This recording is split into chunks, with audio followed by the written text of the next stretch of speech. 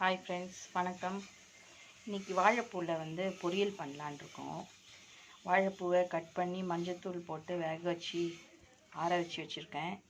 இதுக்கு தேவையானது வெங்காயம் போட்டுருக்கோம், கடுகு, கடலைப்பருப்பு தாளிக்க. இதுக்கு ஸ்பைசிக்கு வேர்க்கடலை நுணுக்கி வச்சுருக்கேன். இதில் காஞ்ச மிளகாவை போட்டு நுணுக்கி வச்சுருக்கேன். வாங்க வீடியோக்குள்ளே போகலாம்.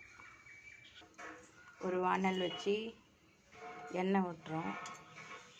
2 ஸ்பூன் எண்ணெய் விட்டு எண்ணெய் விட்டுருக்கோம். 2 ஸ்பூனு கடுகு, கடலைப்பருப்பு போட்டு தாளிக்கலாம்.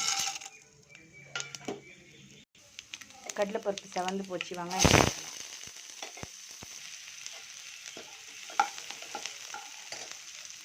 இது வெங்காயமும் வதங்கிடுச்சு, வாழைப்பூ போடலாம்.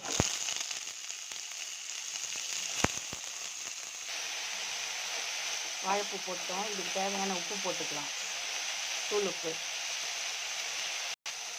வாழைப்பூ நல்லா வதங்கிடுச்சு. இதில் உடச்சி வச்ச வேர்க்கடலையும் காஞ்ச மிளகாய் போடலாம். நம்மளோட வாழைப்பூ பொரியல் ரெடி. கொத்தமல்லி போட்டு ஆஃப் பண்ணிட வேண்டியதுதான்.